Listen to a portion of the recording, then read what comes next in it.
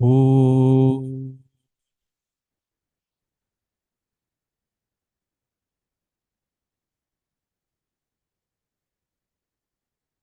Om.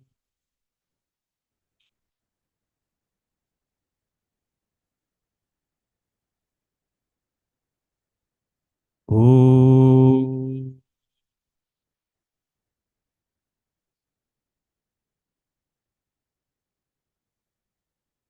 Om Sahana Vavatu Sahanau Bhunaktu Sahaviryam Karavavahai Tejasvinavadhitamastu ma vidvishavahai.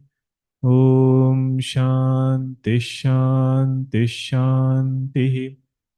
Sadashivasamarambham Shankaracharya Madhyamam Asmadacharya Paryantam Vande Guru Paramparam. Ramo Rajamani Sada Vijayate Ramam Ramesham Bhaje Ramena Bihata Nishacharajamu Ramaya Tasmai Namaha. रामान्नास्ति परायणं परतरं रामस्य दासोऽस्म्यहम् रामे चित्तलयः सदा भवतु मे भो राम मामुद्धर समस्तजनकल्याणे निरतं करुणामयं नमामि चिन्मयं देवं सद्गुरुं ब्रह्मविद्वरं सद्गुरुं ब्रह्मविद्वरम् Om Shri Chinmaya Satgurave Namaha. Om Shri Chinmaya Satgurave Namaha. Om Shri Chinmaya Satgurave Namaha. Om Shri Chinmaya Satgurave Namaha. Om Shri Chinmaya Satgurave Namaha.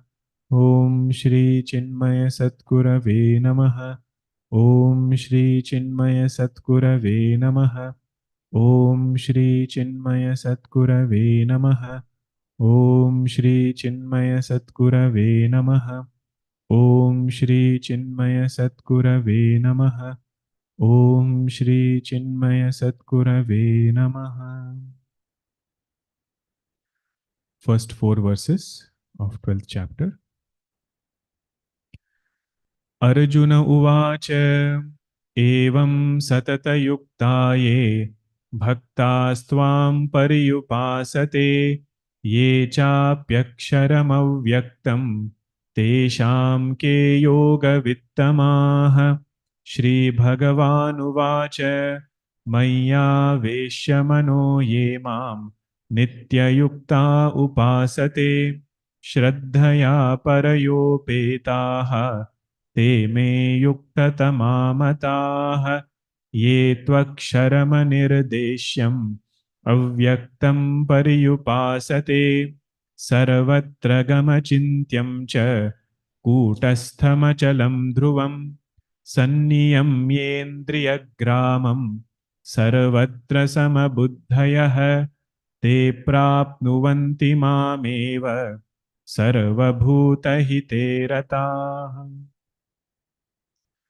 12th chapter began with a question by Arjuna, where he's asking Bhagavan, until 11th chapter, I have understood something.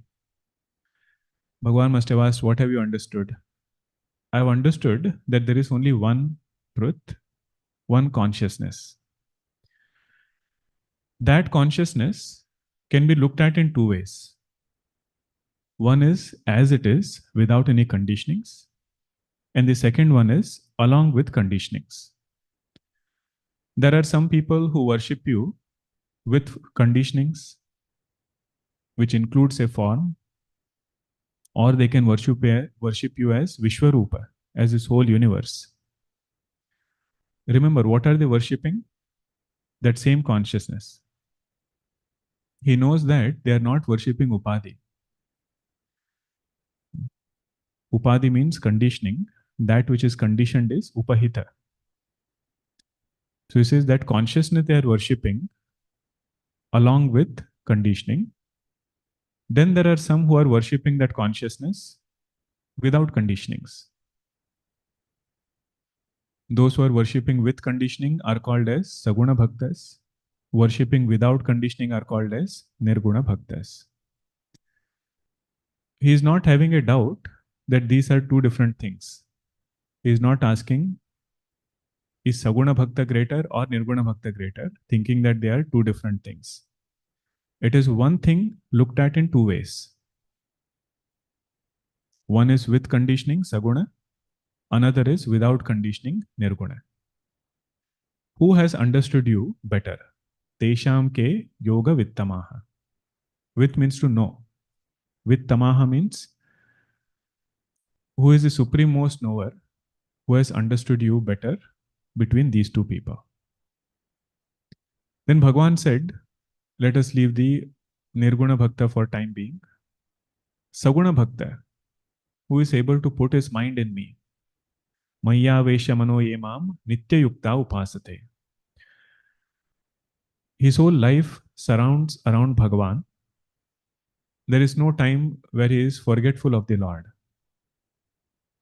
This is such a devotee, is Yoga Vittamaha. Yukta Tamaha, he is united to me in the best possible way.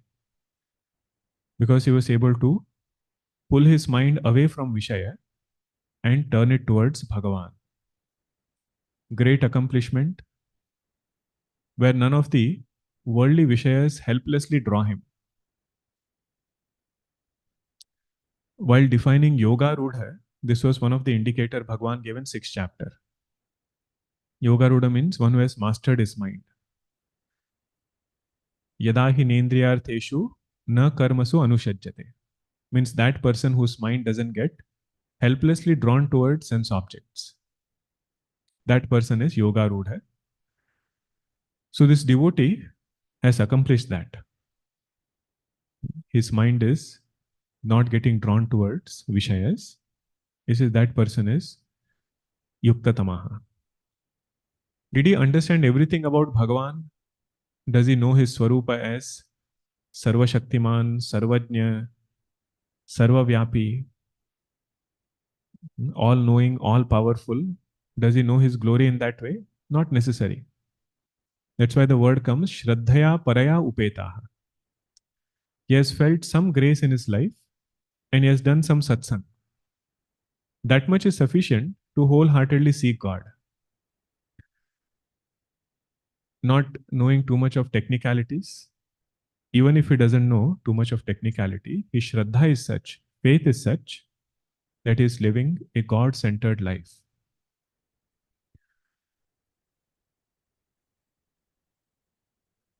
There are two ways of bhakti. First is pehle jano, fir mano. That is Vedanta path. First you know what is nature of God, then you come to understand that is true. The other way is pehle mano, fir jano. First we start with faith that this is who Bhagavan is. Means whatever we can connect with, even if it's a form, even if it is his name, that is how sadhaka will start. But culmination of the journey will be in Swarupanishtha. Culmination of that devotional journey will be in self-abidance. It's a simpler path because the onus is on Bhagavan. How he will guide us, how he has to take us forward, how he has to help us overcome our limitations. Is a majority of the effort is on Bhagavan's side. Those people who are living this God-centered life, Bhagavan says they are Yuktatamaha, in my opinion. Yuktatama Mataha. Then came 3 preparations for somebody who wants to walk on the path of Vedanta. Verse number 4 was preparation. Verse number 3 was the Lakshana of Brahma, indicators of Brahma. First one was Sanniyamyendriya Grama. One has to withdraw the mind, control the mind. Vedanta means first thing they will talk about is withdrawing. Because we have to go inside. Something we have to leave outside so that mind can turn inside. First qualification is mind which is turned within.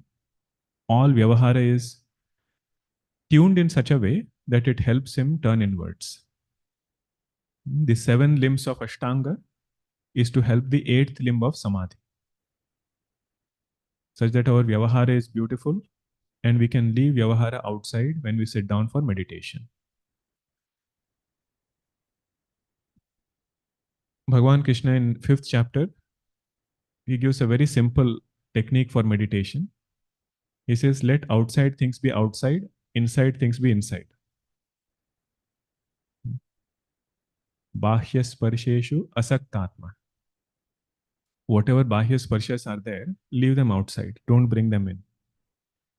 And whatever is Atma Tattva, keep attention there.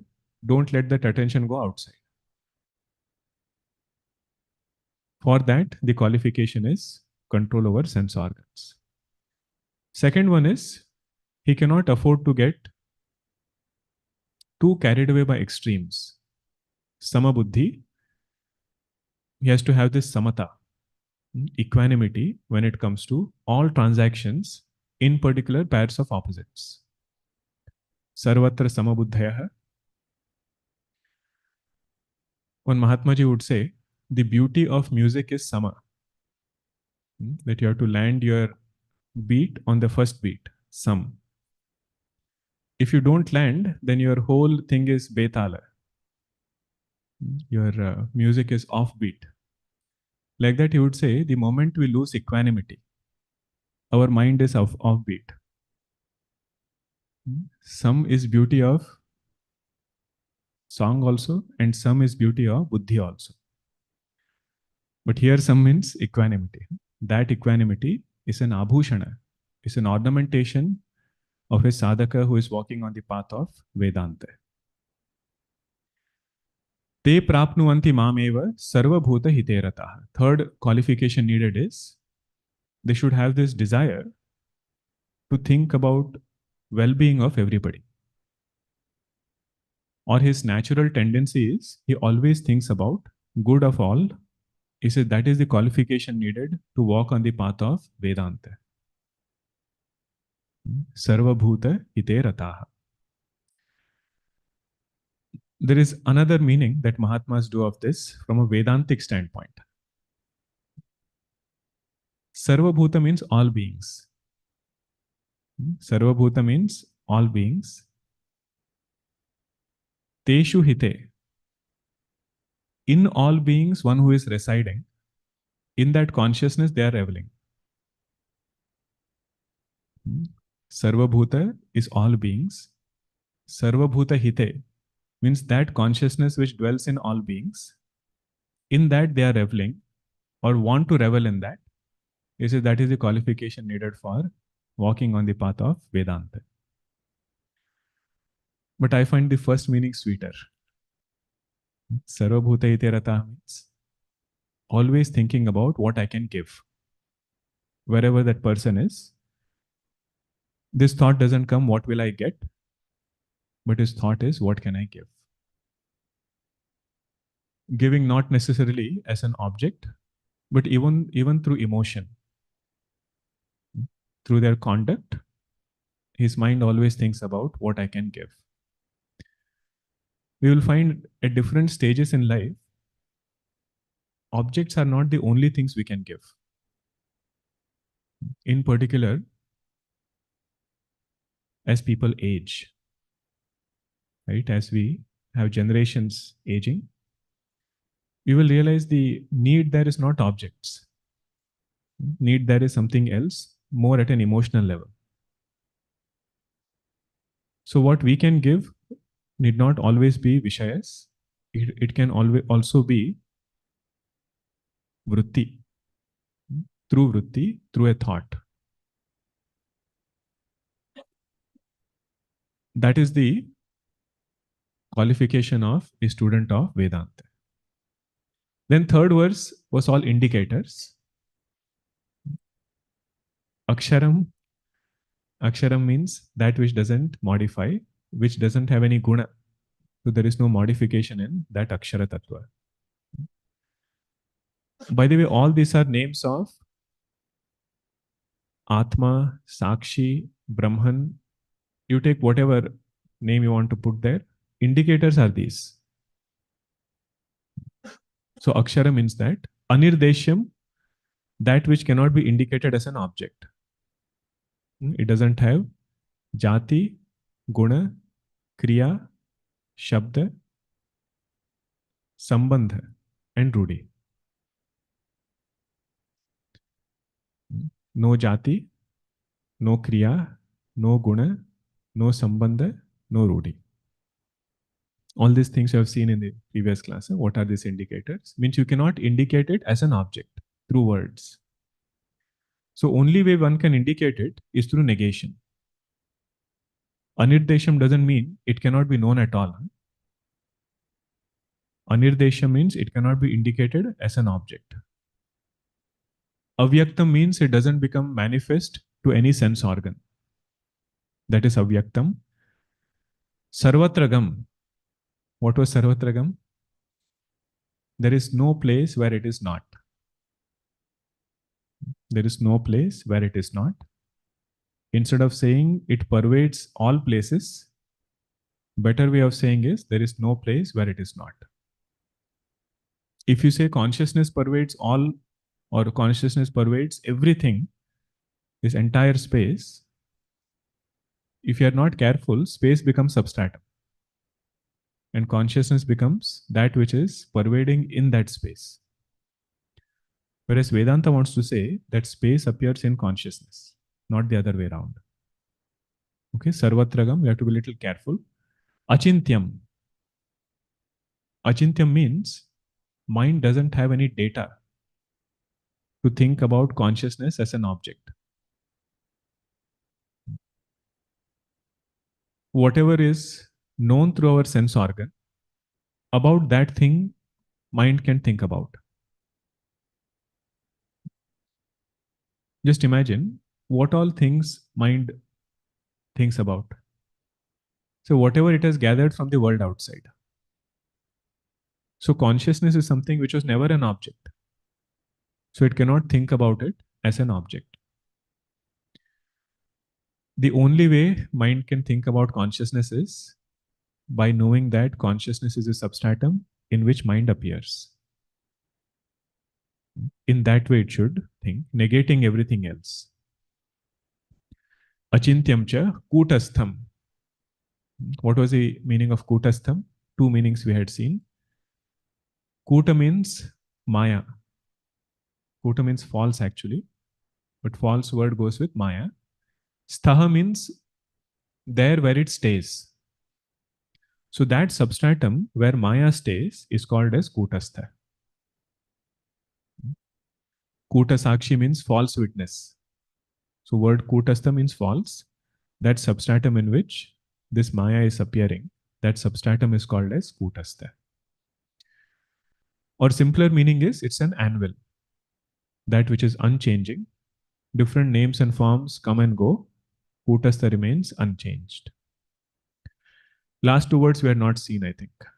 Achalam means unmoving. Because it is kutastha, it is unmoving, doesn't move in space, time. In several years might pass, several yugas might pass, consciousness remains unaffected. That consciousness which illumined Arjuna's intellect is the same consciousness which is illumining my intellect. 5,000 plus years have not brought about any modification in that consciousness. Okay, Dhruvam means it is eternal, or simpler way to understand it, there is no spandana.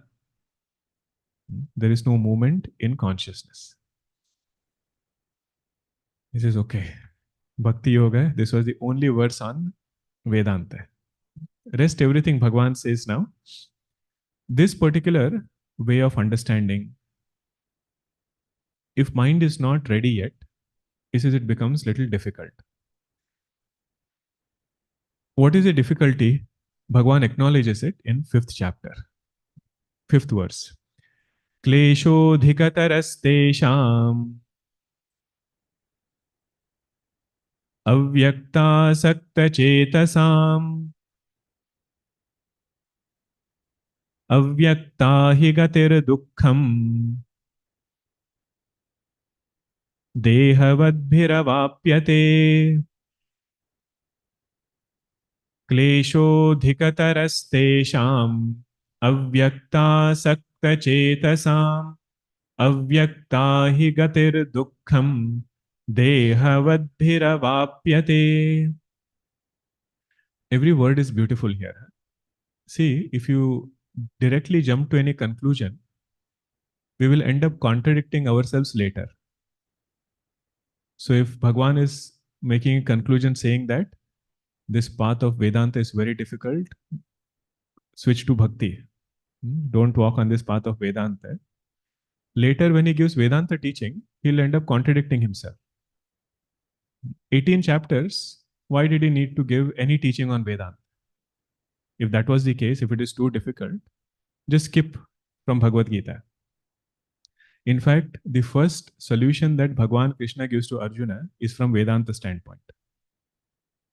If you see the sequence of teaching in second chapter, first teaching is na sato vidyate bhavaha, na bhavo vidyate sataha.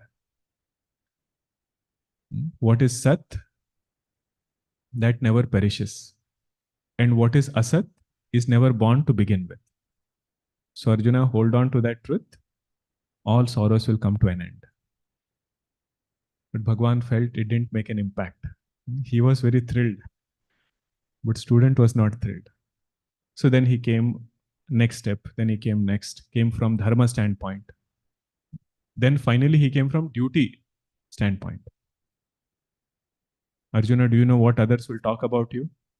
You are this warrior. If you run away, sambhavitasya cha kirtihi maranadatirichyate.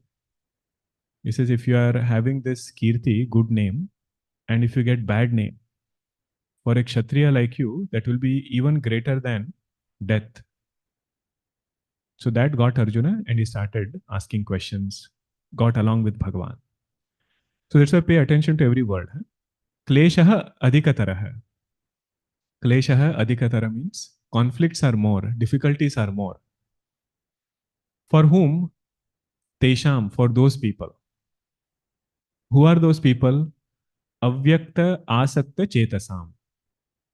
Those who are trying to meditate upon Nirguna Brahman.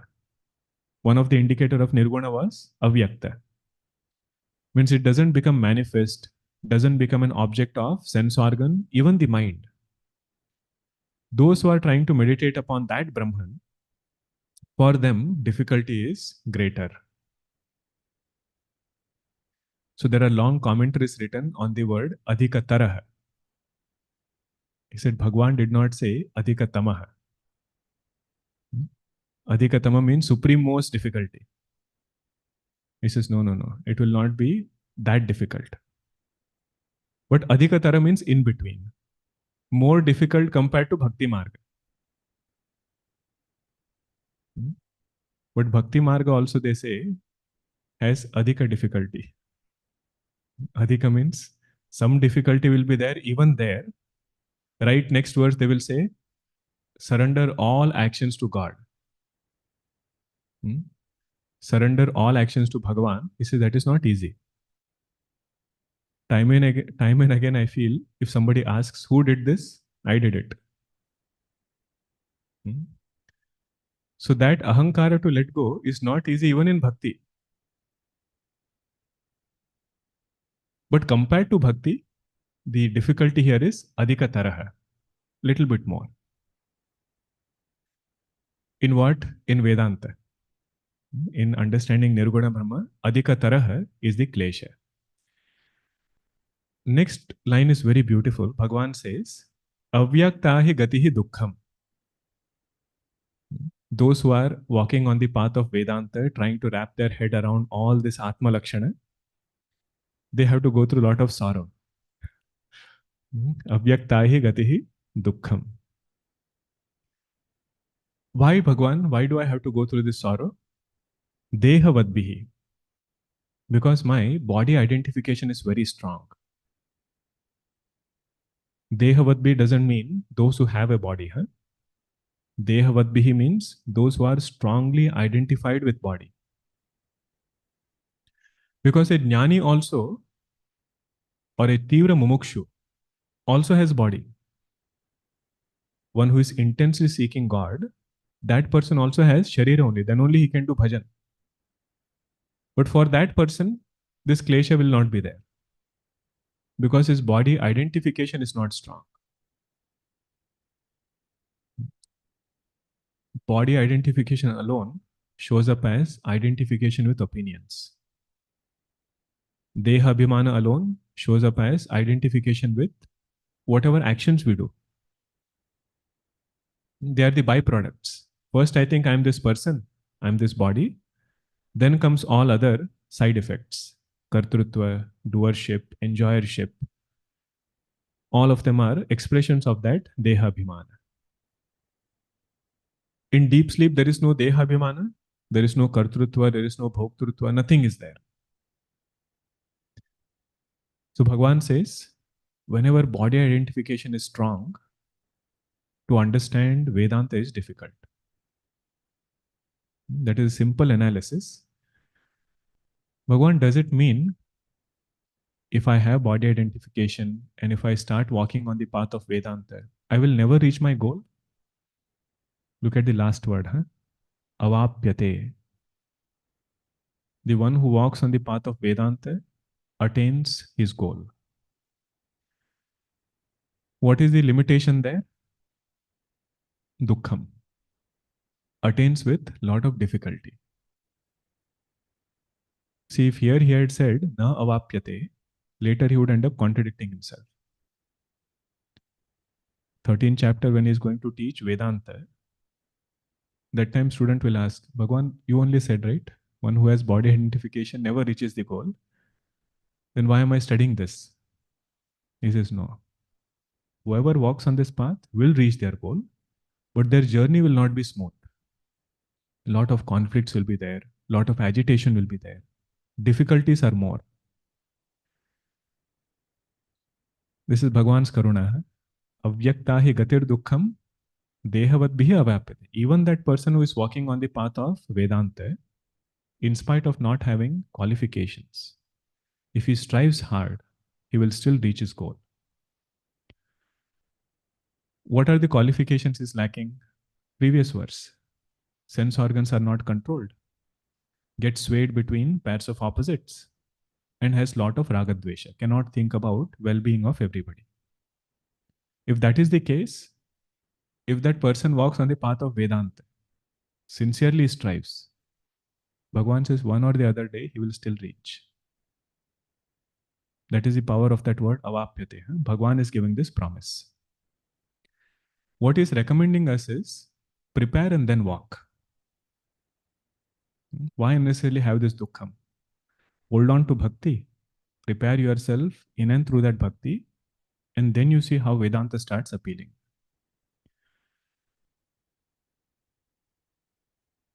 It is just like if somebody wants to run full marathon without any preparation.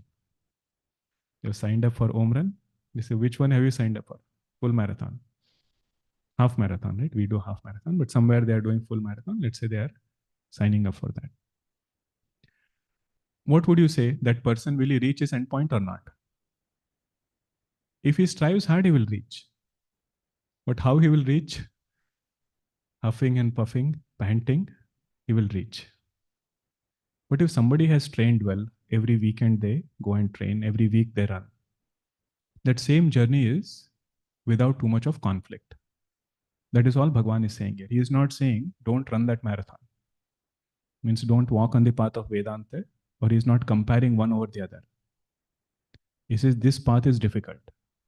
More because sense organs have to be controlled, mind has to be controlled.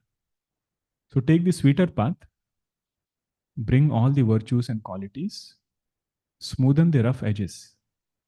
And he says, then we can happily abide in Atma.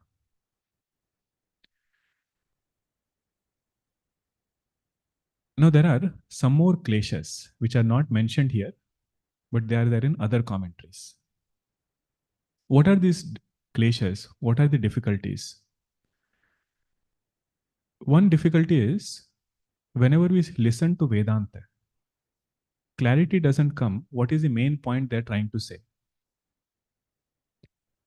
We might listen to Vedanta for several years, but unless this clarity comes, that the main essence is in Mahavakya. Main essence of teaching is, I am that consciousness, and this universe, world is an appearance in that consciousness. Getting this clarity, if it doesn't take place, it will lead to a lot of klesha. You might wonder, what are they talking about? So many things they keep telling. Different texts are being taught. But what are they? What is the main message? That message is not clear. Second obstacle might be, message is clear, but I'm unable to own it up. I understand that Vedanta wants to tell me I am Brahman, but I still am not comfortable in saying I am the substratum of creation. Because Brahman is the substratum of creation. Vedanta said, I am that Brahman. So what is the next step? Whatever is applicable to Brahman should be applicable to me. If this part is not clear, there can be a lot of klesha. I'm unable to own up what is being taught. Not that I'm lacking clarity in the subject matter. There are still some doubts about how can this be true. Third difficulty is, I have understood everything. I don't have doubt also about how I am Brahman. But time and again, I keep falling back on my previous notions. To absorb this fact, I am consciousness, and live my life on that strength, that becomes difficult. Majority of the time, I feel I am a jiva. And whatever is promised as Jivan Mukti Lakshana, those Lakshanas I don't see in myself. I don't see reveling happening. I don't see that carefreeness which would come with Vedanta Moksha. These three are called as Pramana Asambhavana, Prameya Asambhavana, and Viparit Bhavana. Pramana Asambhavana means the main teaching of Vedanta has not become clear to me. Either because I was not paying attention, or I didn't have thorough Shravanam. Systematic Shravanam was not there. Bits and pieces I heard. With that, the main subject matter doesn't get clear. Even if it's a university course, if you miss classes in between, the main subject matter, it takes more effort to understand. So that kind of limitation is called as Pramana Asambhavana. It will create a lot of agitation. We will not understand what they are talking about. Second one is Prameya Asambhavana. Prameya Asambhavana means I understood everything, but I am unable to own it up. Something of Vyavahara is so bothering, so overpowering, that I'm unable to make the teaching as first person. And the last one is Viparita Bhavana. Time and again, I keep thinking what is contrary to what I've understood. Viparita Bhavana means that. The best example of Viparita Bhavana I have found is, I'll give my own example, when our names get changed. After Diksha ceremony, your names get changed. It takes almost a week to get used to your new name. Graduation day, Swamiji had called and something he wanted to talk about visa things. And he called with my new name. I'm walking right in front of him and Swamiji is calling as though he's calling somebody else. That is Viparit Bhavana. Not that I have not understood. My new name is this. But in spite of knowing, I keep thinking of the previous name. Like that, this person has understood I am Brahman.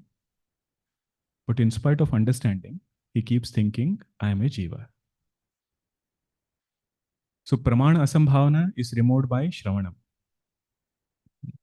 Pramana Asambhavana is removed by thorough Shravanam with lot of reverence and systematic Shravanam.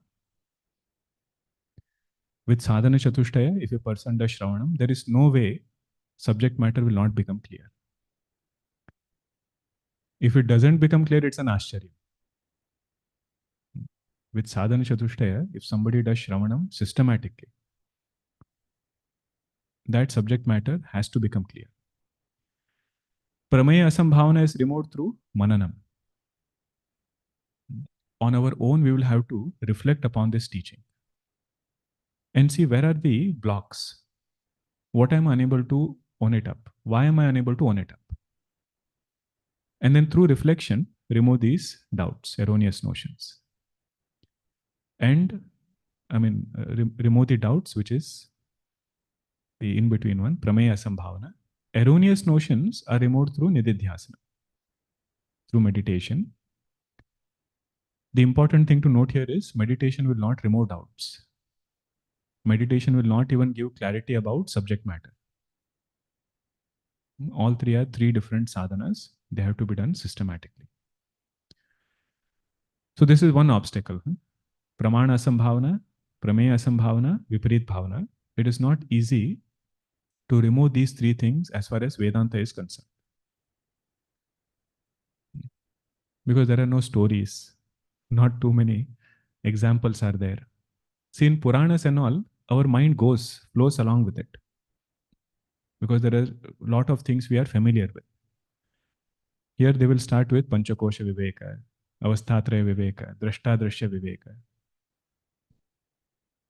So the klesha is little more. Another klesha is whatever baggage we bring, sometimes it takes time to unlearn what we have learned before.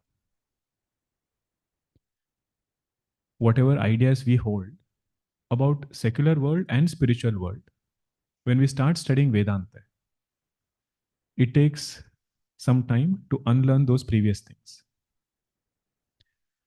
This is demonstrated very nicely in the story of Kakabhushundiji. In Uttarakanda of Ramcharitmanas, when he meets his teacher, Lomasha Rishi, it is said Lomasha Rishi was Advaita Vedanta Nishtha Guru. His mind was always in Advaita Vedanta. Our Kakabhushundiji goes to him and says, please teach me devotion. Please teach me how to do seva of my Bhagavan. Teach me all the upasana vidhi. Lomasha Rishi teaches him a little bit, tells him this is how you have to do your worship, and then starts giving him Vedanta Upadesha. Sarvatragam, Achintyam, Aksharam, Avyayam. All these indicators he starts saying, that is who you are. And Kakabhushundiji doesn't like it. He says, first let me see Rama to my heart's content, then I will study Vedanta. But this much was fine. He started using his previous notion to refute what his teacher was telling. So he says, Uttara Prati Uttara Mai Kinha. If his teacher would say that it is Nirguna, which is essential nature of Bhagavan, he will come up with logic to refute what is his other point.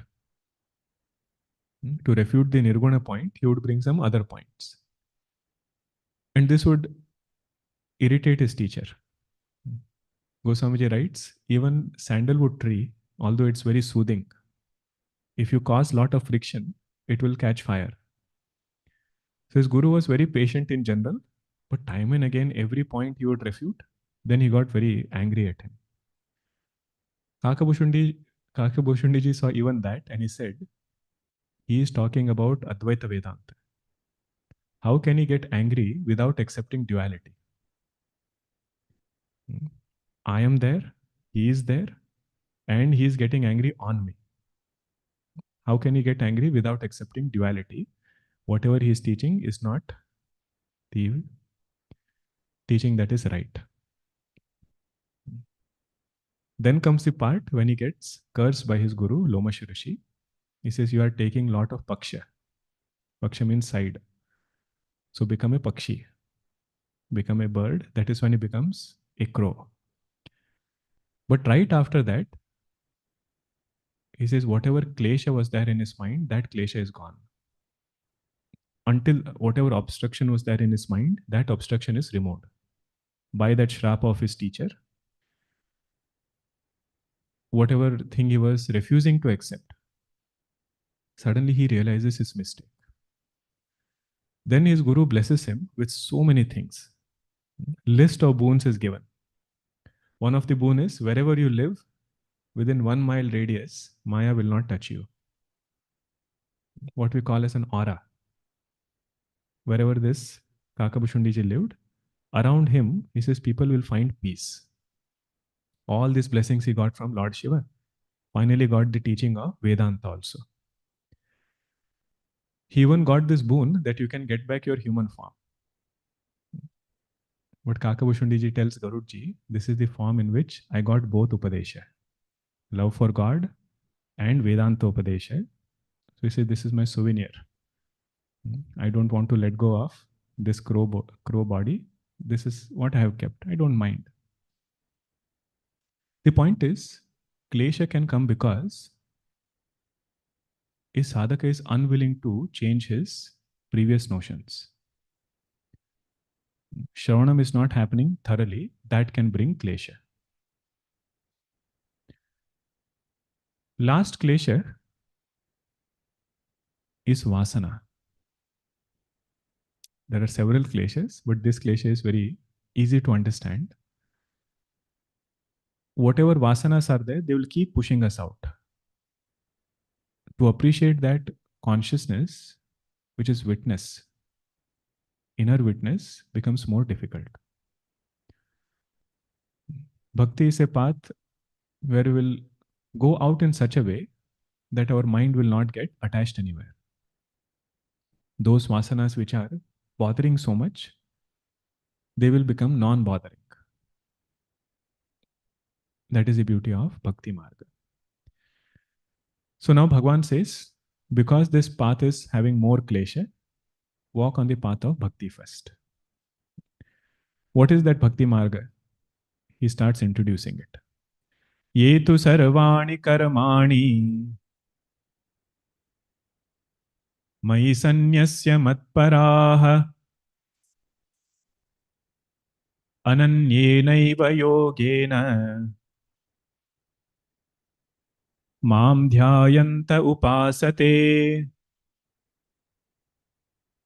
teshamaham samuddharta mrityu samsara sagarat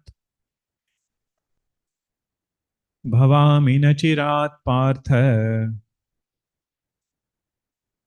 mayyaveshita chetasam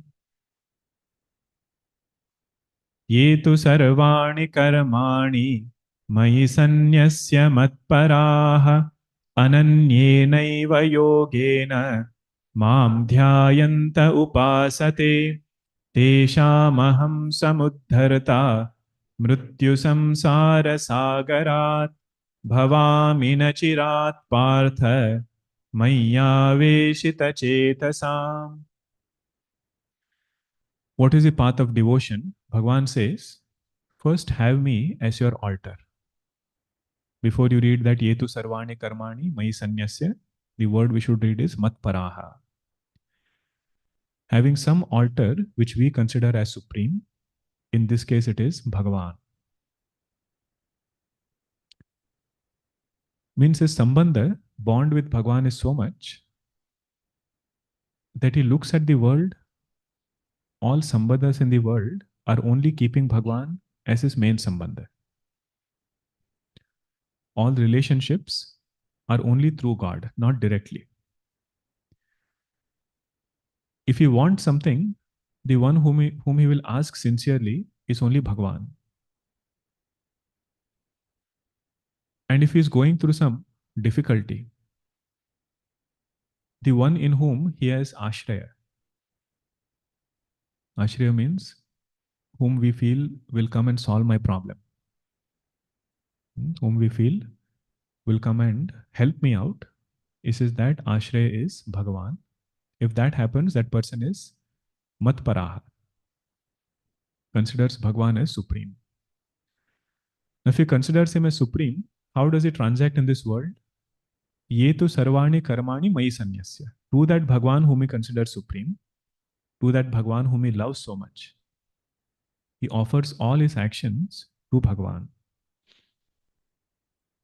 I mean, there is no individual sankalpa whenever he is taking up any action. Then only karma sannyasa can happen. If a person is strongly insistent upon his own sankalpa in any action, it is very difficult to offer it to Bhagavan also. Best example for this is Hanumanji. He did everything in Lanka, but not one thing was his sankalpa. He said, Bhagavan, it is your sankalpa. I am available for you to execute it. Now he used his buddhi also. How to identify Sita ji, how to burn that Lanka. All those things he did. But he never lost sight of this idea that the one who is my master is Bhagavan, one who is accomplishing this is Bhagavan. A simpler way to appreciate this is, let us say we go to our Guru's ashram and we consider our Guru as Paraha, supreme most. Now, whatever the Guru says, whenever we are doing that action, to whom are we devoting that action? To our Guru. If Guru says, today you have to take care of cleaning the floor. In the ashram, mopping the floor and cleaning the floor, that is the seva given. Now that action might look like if somebody else comes from outside, he says, what are you doing? Mopping the floor. But you ask that sadhaka, what are you doing? He says, I'm doing seva of my Guru. So his karma is offered to the person to whom he has shraddha in, to whom he has respect in, to whom he has love. Just like it is true in this example, it says this devotee has sambandha with Bhagavan. Action might be mundane. It might be going to the grocery store. It might be getting something, cooking something, driving somewhere. But sarvani karmani, all actions, whatever he is doing, his bhavana is, this is for my Bhagavan. Means he finds a new source of inspiration and motivation from inside, where that work becomes immaterial. 18th chapter Bhagavan says, one insignia of a devotee is, or a sadhaka is, he doesn't label any work as good or bad. Nadveshti akushalam karma kushalena anushajjate. Akushalam karma means that which I don't like to do. And kushalam karma means that which I love to do. In both these things, he is not having any strong views. Because he says, that is not my goal. My goal is Bhagavan. Whichever work you give, in that I can reach him. That is this line, Yetu sarvani karmani mai sanyasya matpara. Ananyena yogena. When it comes to seeking shelter, seeking surrender, he says, my surrender is only one altar. There are no 10 different things. People are also there. Resources are also there. Name and fame is also there. In so many things he's seeking surrender. He says, my surrender is only to Bhagavan. Other than him, giving and taking is not with anybody. Ananyenaiva yogena mam dhyayanta upasate. They meditate upon me. They put their mind in me. They are these devotees. Bhagavan, why did you describe them? Arjuna just asked, who knows them best? Bhagavan says, there is something special that I do for these devotees. Generally, people say Bhagavan is equanimous. He doesn't take anybody's side. If you read Bhagavad Geeta, you realize he is not equanimous. He is equanimous until somebody calls on to him. If nobody calls on, he says, I just keep watching. I don't interfere in anybody's life. But if somebody lives verse number 6, they consider me as supreme. Every single action they offer unto me. And whenever difficulties come, they seek surrender only in me. To them, I do something. What does he do? 7th verse. Tesham aham samuddharta. If they are drowning in some problem, I become their savior. Ud means lifting up. Harta means forcefully lifting up, not casually. Even if that person wants to be in that sorrow and problem, Bhagavan says, you cannot be there. I will bring you out. Mrityu samsara sagara. In different problems, challenges, starting from ajnana, starting from ignorance, all other problems are effects of that ignorance only. He says, wherever they are getting drowned in this sorrow, I lift them up. You know that word samsara, sagara is very important word. You know, sagara, if a person knows swimming, he might be the best swimmer, still he cannot cross over. Like that, our life, sometimes we feel, I'm capable. So many things are there. I think I can handle this. Until we feel totally helpless, that this thing I cannot handle. It says our Sharanagati is not Siddha until then. But the good news is, whenever that thought comes, Bhagavan says, I take over. What he says here is, Tesham aham samuddharta mrityu samsara sagarat.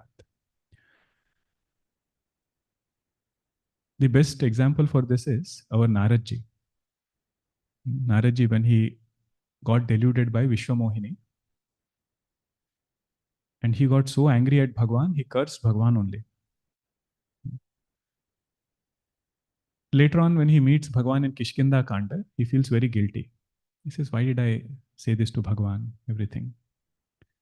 Then Bhagavan tells him, all of this was my Ichha.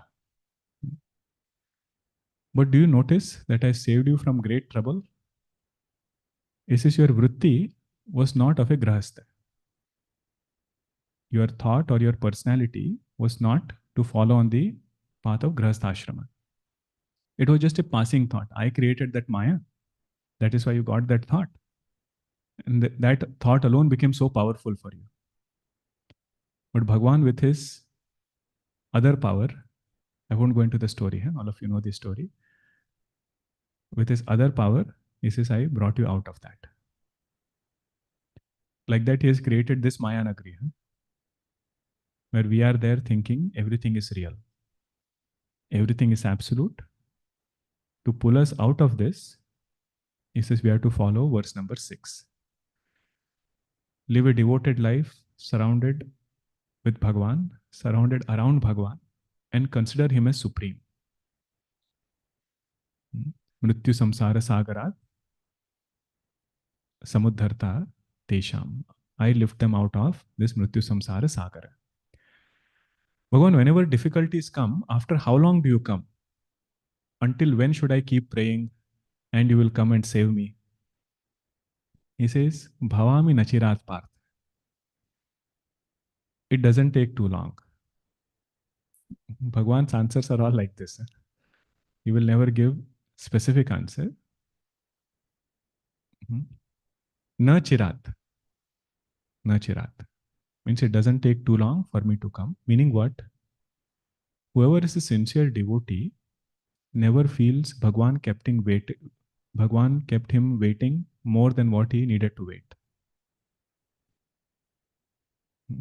Whenever help has come, he never feels Bhagavan waited more. Bhagavan might feel that way.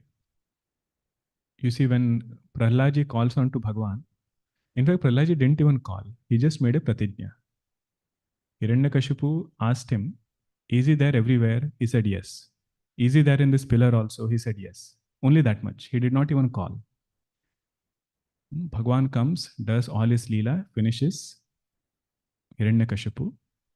First thing he tells Prahlad, I hope I did not make you wait too long. Means you went through a lot of suffering.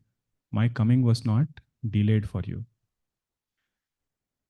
And then Prahlad asks, Bhagavan, your darshan itself is so blissful. Where is the question of delay? Means Prahlad on the other hand, doesn't feel an iota of suffering. And Bhagavan, on the other hand, feels, I have kept him waiting too long. You take any Artha Bhakta, either it is Draupadi. Artha Bhakta means one who is in distress. Either Draupadi or Gajendra. When they do their stuti, they don't complain to Bhagavan, saying that why did you delay so much? He says his samudharanam doesn't take much time. Means it's a assurance for sadhakas. The moment we start doing sadhana, to the extent we start doing it, to that extent we become free from worry.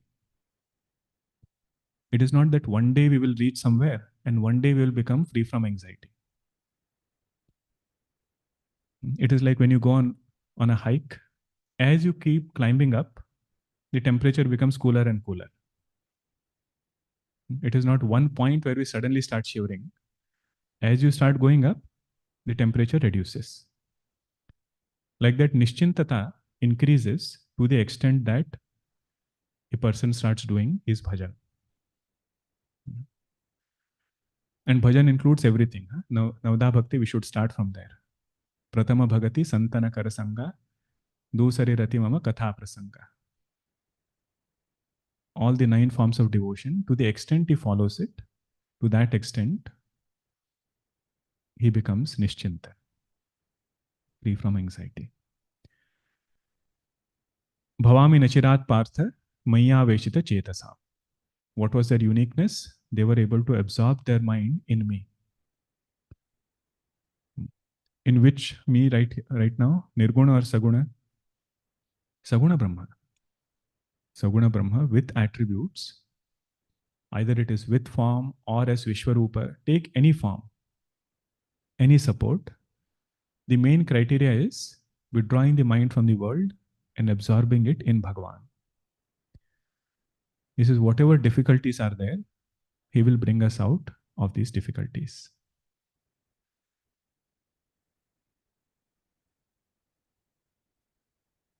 There is one nice chaupai written by Goswami Tulsidas Ji. In many places, this bridge between Saguna and Nirguna, you don't find it very clearly. How does devotional path lead us to bhakti? That bridge is not given very clearly. But there is one chaupai where he says, Raghupati Bhagati Chari Vari Jala. He says this devotion to God is like holy water. Raghupati Bhagati Chari Vari Jala. Binu prayasa hi suje. What should I do with that water? He says, sprinkle it on your eyes. Sprinkle it on your eyes. What will happen? That truth will be understood effortlessly. Binu prayasa hi suje. Goswamiji, what is this truth? What will I see effortlessly? Second line he says, Tulasi das jagat chid vilasaya.